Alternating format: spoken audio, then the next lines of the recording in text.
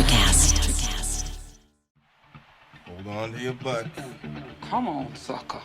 Let's get it on. Oh, you want to fight? You want to fight? I do not entertain hypotheticals. The world as it is vexing enough. You don't know anybody named Iris? I don't know nobody named Iris. Can I have a piece of toast? I don't give a damn what you think you are entitled to. We are changing the course of history as we see it. That is what Western demands.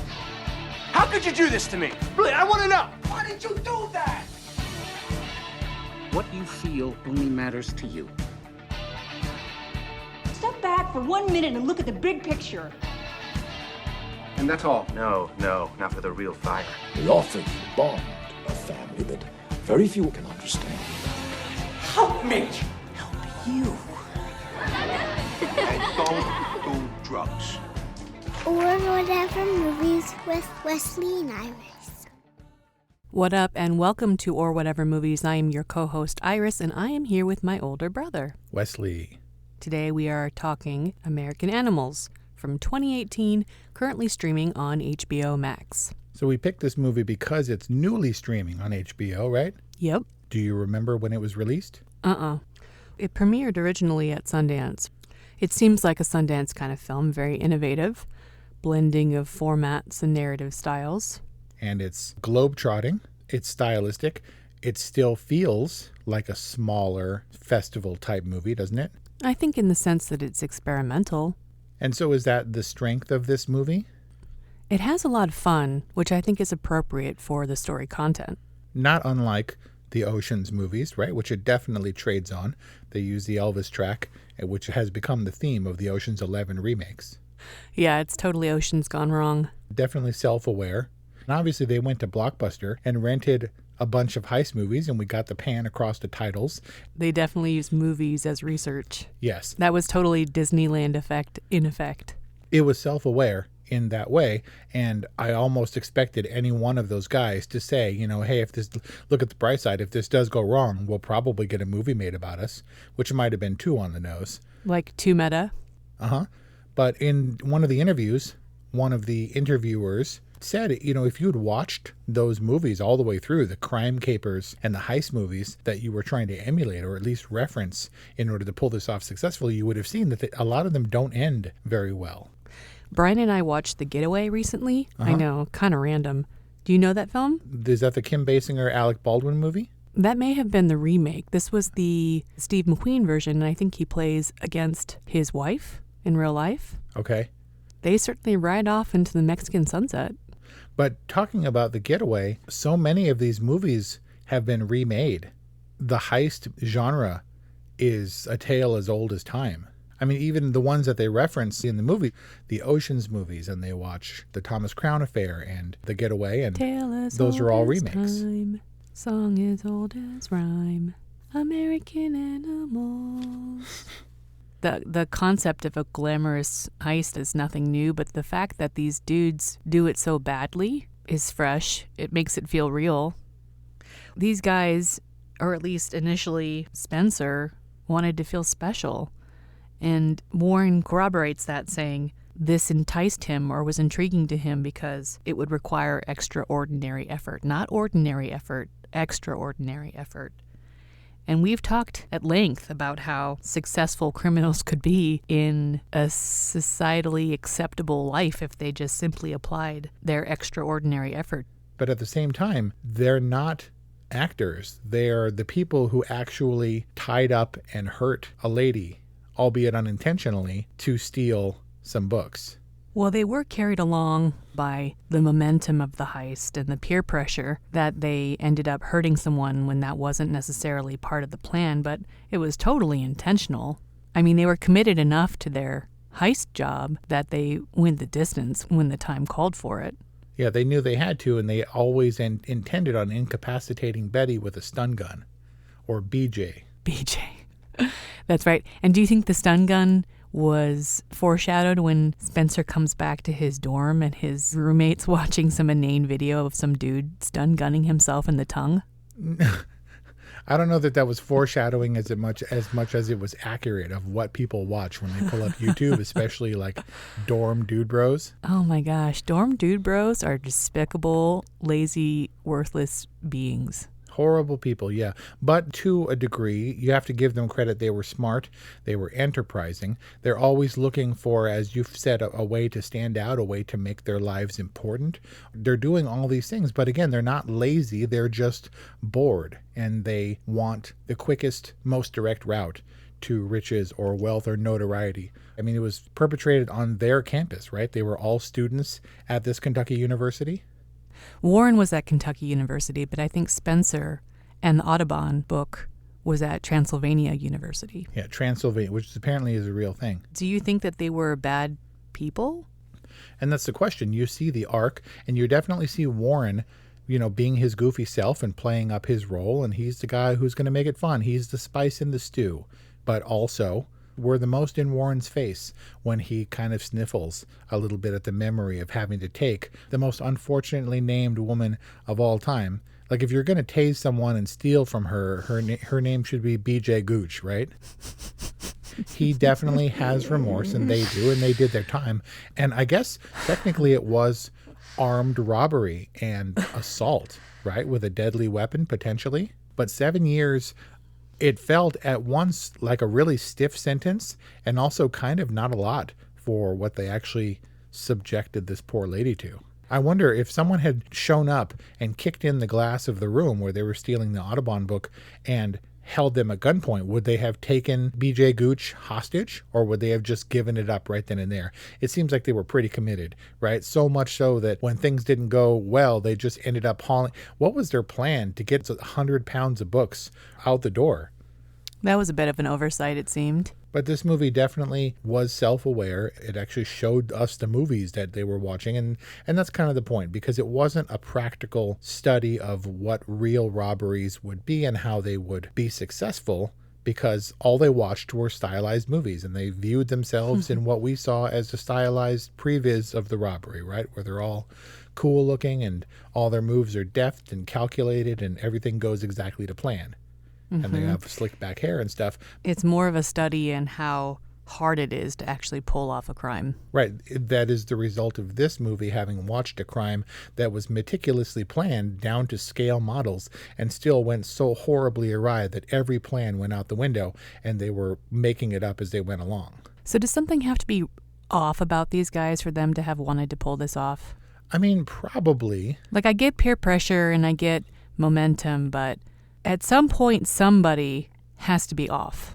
Oh, well, sure. I think Warren is off enough so that he felt his quirkiness and his offbeatedness. He kind of followed that path, and it led him to a bad area, because both in real life, it would appear, Spencer said, I don't know what my life would have been like had I not met Warren. And in the movie, he was definitely the mastermind character. I wondered how he felt when it came down to brass tacks, how brutal he was and insistent that they restrain Betty and get it done, even when the other guy was completely faltering. He did get in her face and say he didn't want to hurt her, but in the meantime, he was shut up and trying to get it done. He was pretty ruthless. He was.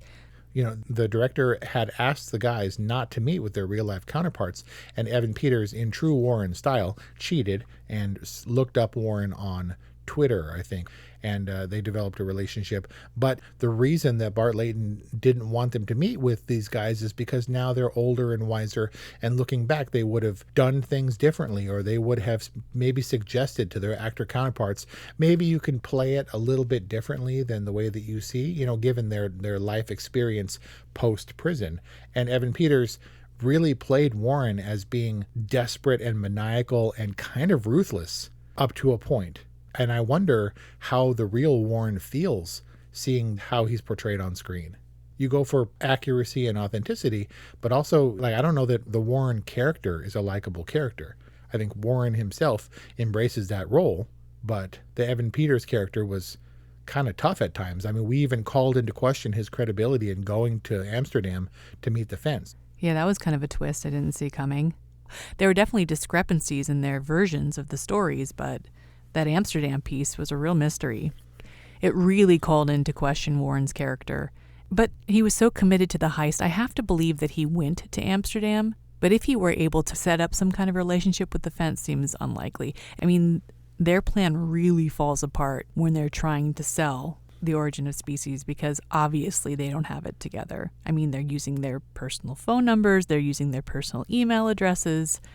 I think we can extend that to the theme of the movie as well. Does American Animals deserve to sit on the shelf at Blockbuster among the great heist movies that they aspired to? You know, this was an audacious crime perpetrated by kids. I mean, are we in agreement that they're still kids and they're dumb as a result? For sure. And they botched it so spectacularly that any of the idealized vision that they had of it beforehand just flies completely out the window. And I think we all knew that it was doomed to fail. Right? As soon as we saw them put on the old man makeup and pile out of the van together, I was like, that's not that old people makeup. Unless you have $1 million crew of special effects wizards in the industry behind you, being face to face with someone in makeup that looks like that, they looked like kids, right? Absolutely. And the costuming and makeup, I think they did intentionally over the top to project that point, like how ridiculous they looked and how they all stuck out like a sore thumb in their ridiculous hats, old man hats. Yeah, they never did a test. Well, I guess that ended up being a test run of the makeup, but they were never like, hey, we should put the wigs on and see if we look passable and don't look like two kids atop each other's shoulders trying to sneak into the movie in our tan trench coats, right? But I think it was no secret that they were going to fail. And when I admit I was surprised by how spectacularly their efforts failed on the actual day of the robbery, but we knew that it was going to be a tough sell because they're kids. And that's the question of this movie to me, is whether or not it stands up as a heist movie. I came away feeling in a way that American Animals is the ultimate tribute band of heist movies. They love heist movies and they want to emulate it as closely as possible. But and they're all talented in their own ways. And all these dudes in Metallica cover bands and stuff are really good musicians, but they're just emulating Metallica.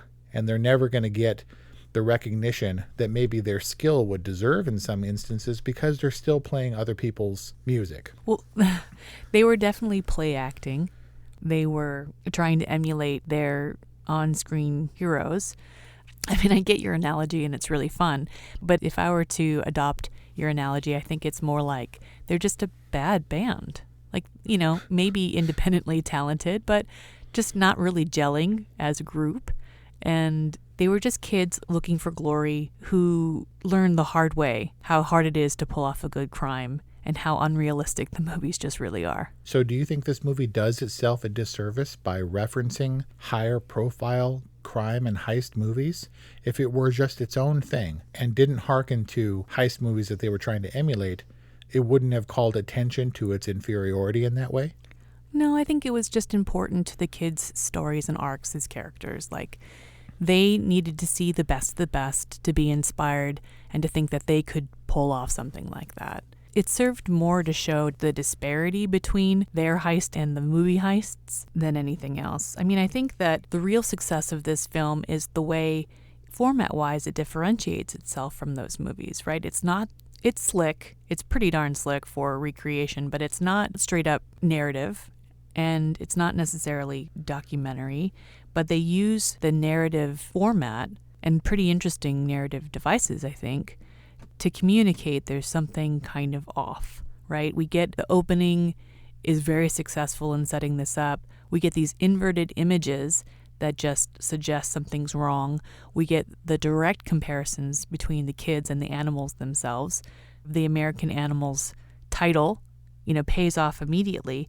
And then there are a couple other times throughout the film where I really felt like, man, the filmmaking is really getting to the heart of this story. Like, an example is when they were sitting at the shopping mall, like looking at the shenanigans, other kids lighting shopping carts on fire and doing donuts in the parking lot. You remember that? Yes.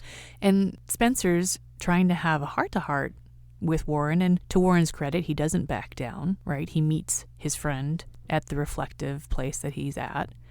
And Spencer talks about wanting to do something special. like wanting to stand out from the crowd. And then there's this really beautiful shot from outside the car window where Spencer's kind of framed like in the lower left-hand corner, and he feels small and he feels lonely, like he's trapped.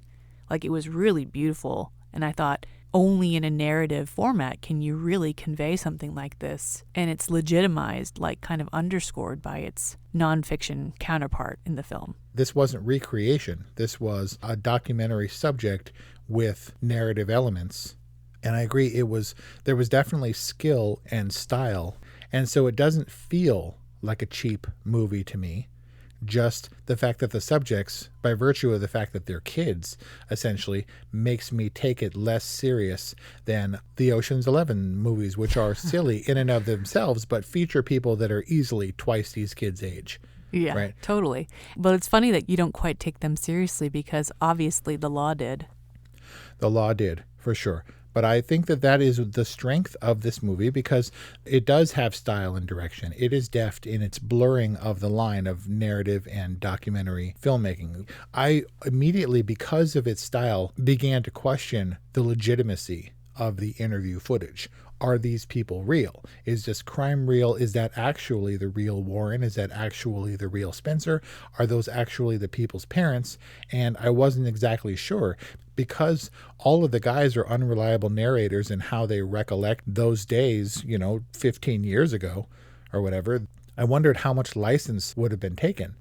You're immediately skeptical when you see that it says this is based on a true story, and then they black out some of the words. So it says this is a true story, which doesn't necessarily mean true anymore. Even based on a true story is pretty loose. Like Fargo said it was based on a true story, and that's a complete and total fabrication. The Coen brothers were like, we wanted it to be taken seriously, so we said it's a true story, and it's not. What? You're blowing my mind. Fargo is not really based on a true story? Nope. And despite them saying that, people still, to this day, poke around the side of the road in Minnesota looking for a bag of money. It didn't even take place in Fargo. It took place in Brainerd, Minnesota. Well, part of it did. Okay. It's interesting that the blurred line caused you to distrust the film. I felt like the blurred line really did serve to tell the story. It was a cool narrative device, especially because it ends up being more or less legitimized by all the participants. There's no twist at the end. They pretty much say up front, is that how it really happened? Well, that's not how I remember it, but if that's what Warren says, then sure, let's go with it. So documentary is a genre where the best versions let the facts speak for themselves. But it didn't affect the veracity of the story for me because the details that were inconsistent weren't essential. Like, if they initially broached the subject of pulling off a heist in a car or at a party, does that really matter? Right. Is it really consequential if the dude was old or if he was young or if he was white-haired or if he was dark-haired?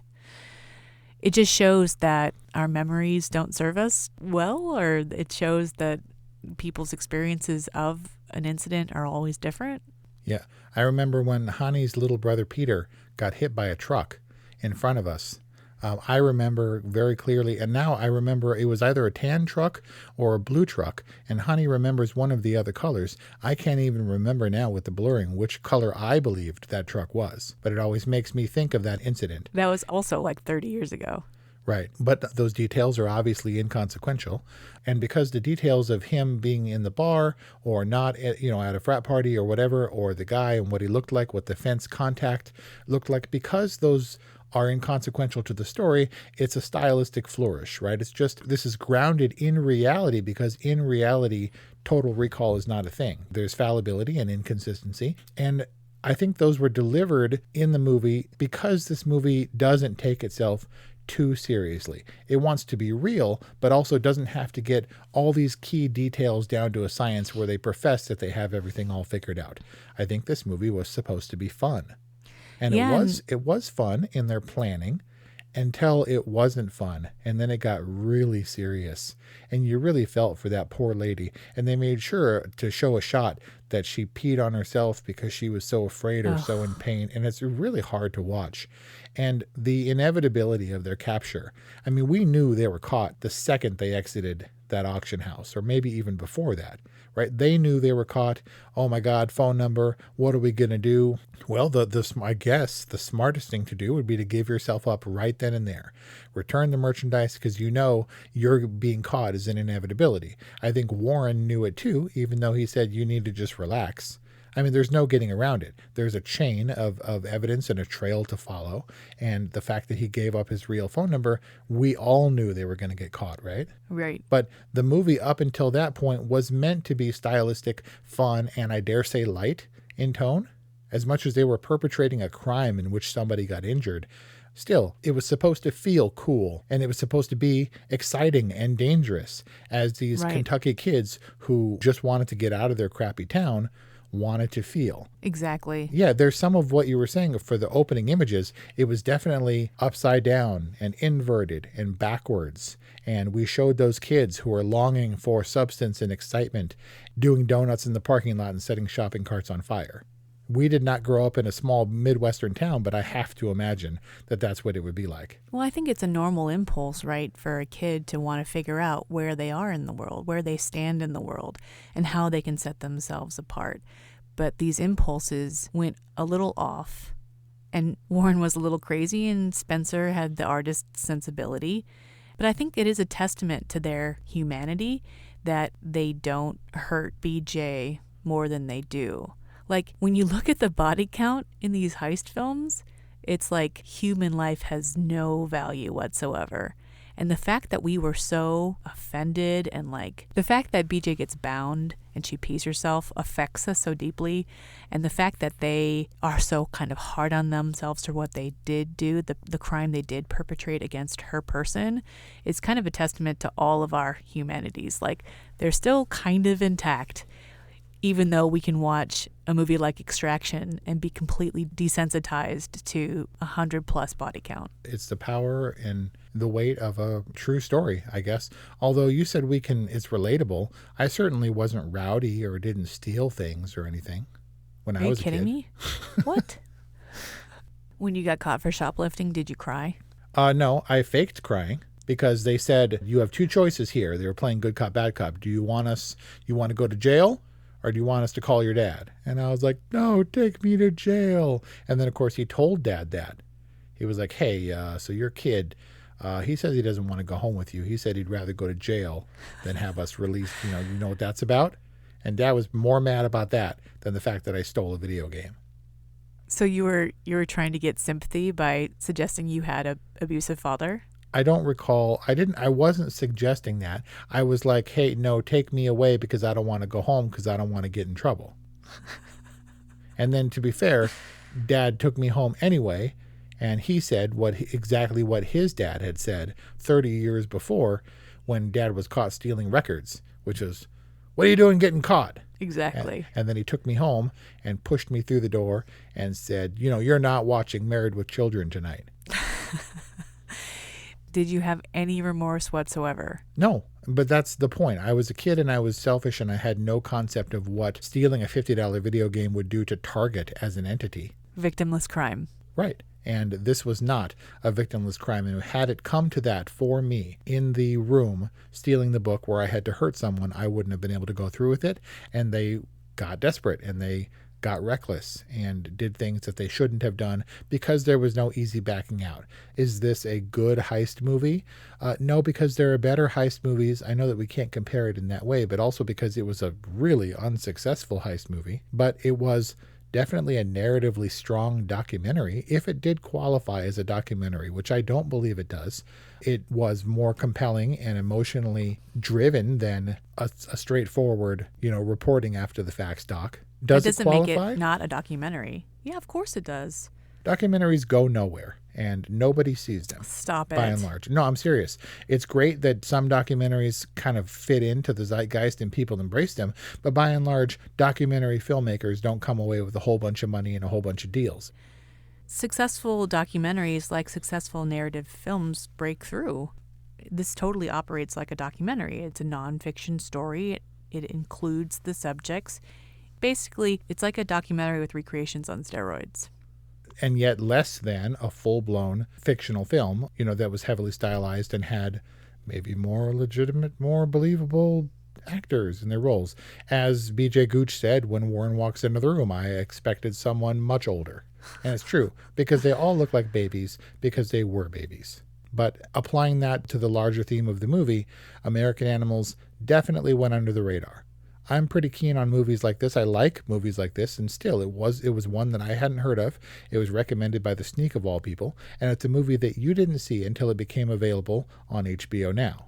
Despite having gone to like 4 of the last 6 Sundances. Yep. So I'm predicting a solid all right. I'm delivering a solid all right, because it did transcend that genre. It blurred the line, and it was entertaining in that way. It was both fun and then emotionally real and dramatic and appropriately heavy in penance for the crimes that these people actually committed. And its message is a little bit harder to take away than crime is bad, okay, because also crime is kind of fun, especially when applied to dramatic movies. You were talking about the body count for heist movies, and those are when we are on the side of the cops looking for bank robbers like Bonnie and Clyde or whatever. But in the Ocean's movies, in the Thomas Crown Affair, nobody gets hurt. They don't want anybody to get hurt. Some people get gassed or something or get knocked out, but that's about it. It depends on which side we align ourselves. And so this movie, if we align ourselves in the documentary side, then it was a really compelling, really dramatic doc. If it's just a narrative film, it was one that was stunted at times by the inclusion of addressing the inconsistencies between the narrative story and the real story and how that worked.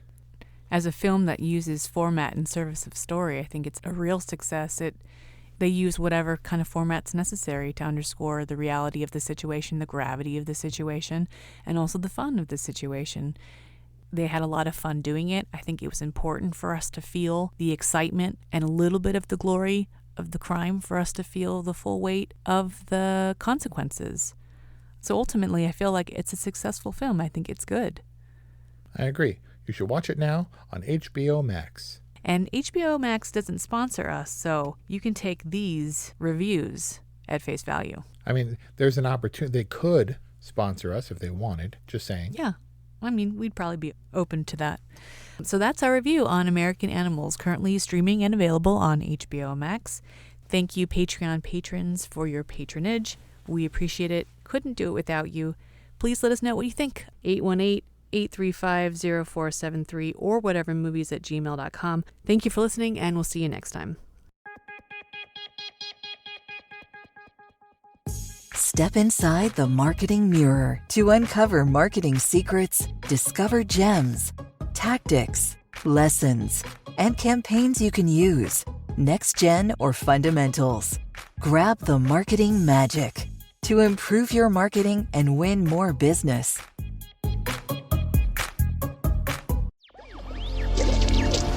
Electricast.